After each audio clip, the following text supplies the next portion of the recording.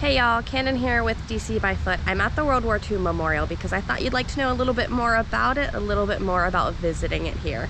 Now, it is a memorial that we cover on all of our national malls and our Memorials and Moonlight tours.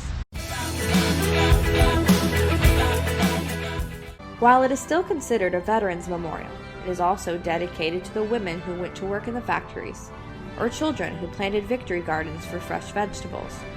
This memorial is dedicated to a nation as a whole. On any given day, you may find yourself visiting the memorial alongside World War II veterans.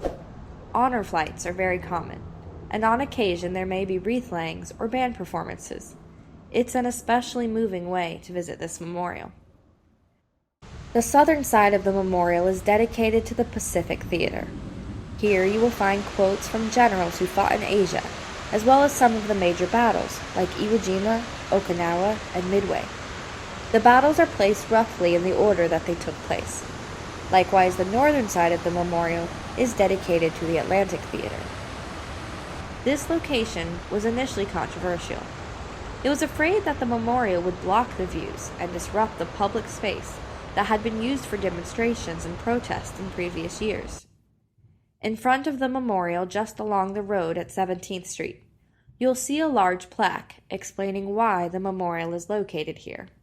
Here in the presence of Washington and Lincoln, one the 18th century father and the other the 19th century preserver of our nation, we honor those 20th century Americans who took up the struggle during the Second World War and made sacrifices to perpetuate the gift our forefathers entrusted to us, a nation conceived in liberty and justice.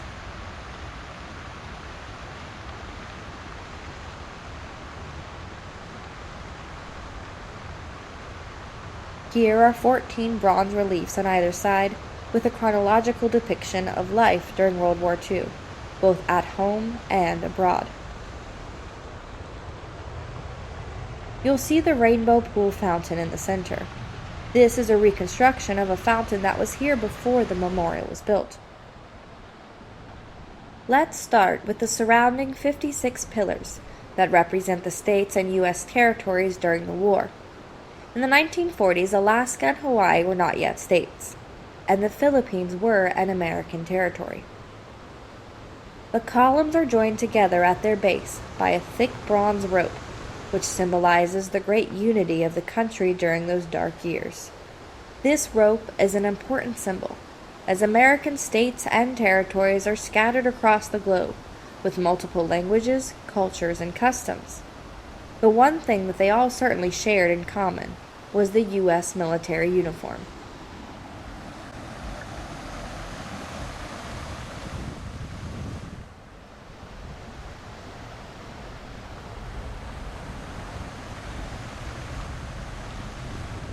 During World War II, if you had a member of family fighting abroad, it was customary to hang a blue star out of your front window.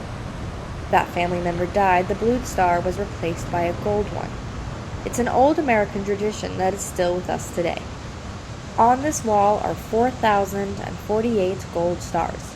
Each star represents 100 lives lost in the U.S. military uniform. The U.S. lost just over 400,000 men and women to the conflict. Inscribed at its base, it says, "Here we mark the price of freedom." You'll notice the water here is still, serving as a calm counterbalance to the energy of the memorial, a fitting tribute to those who gave the last full measure of devotion.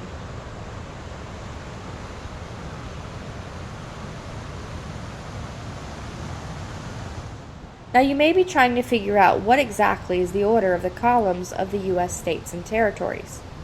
Well, first, it's helpful to imagine the President of the United States meeting with his generals and other military officers.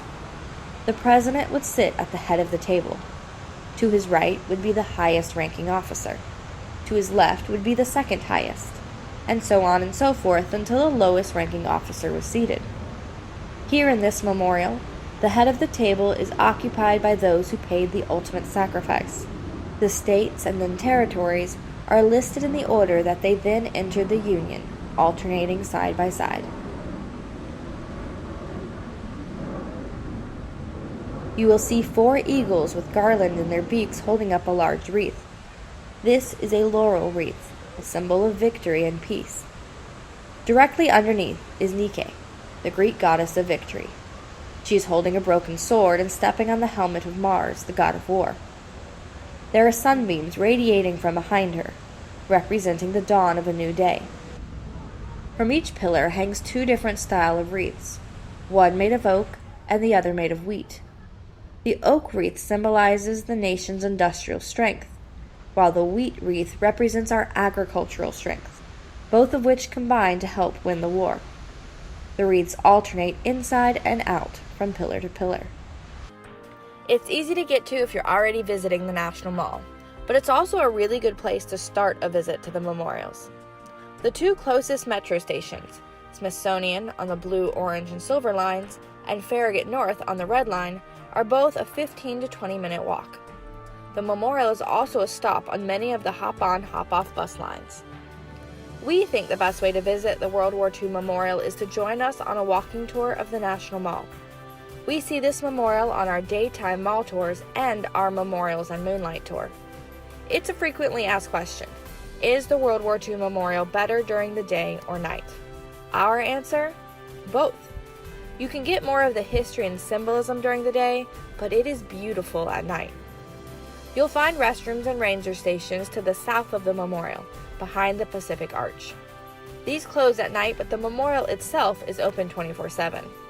People often want to know, where are the names at this memorial? It's actually the Vietnam Wall that has the name of service members. Those who gave the ultimate sacrifice in World War II are honored at the Freedom Wall of gold stars inside the memorial. But if you'd like to see more about World War II veterans, go to the ranger station and find the computers. The online World War II Memorial Registry lists Americans who contributed to the war effort, both an official list documented by the government and an unofficial registry of anyone who helped win the war. So my favorite part of this memorial is actually just hidden around the back. It's gonna look like a little piece of graffiti. It's just a little cartoon character with a long nose and 2 hands looking over a wall. So Kilroy here, part of the World War II Memorial. Now if you want to know the true story behind J.J. Kilroy, you can find our guide to the World War II Memorial and our tour calendar to take any of our National Mall walking tours on our website, linked in the description below. We also have videos and guides to other nearby memorials, like the Vietnam, Korean, and Lincoln memorials. If you have any questions about the World War II Memorial, drop them in the comments below. Better yet, come on a walking tour with one of us and you can ask there. Again, I'm Camden, this is DC by Foot, and we'll see you next time.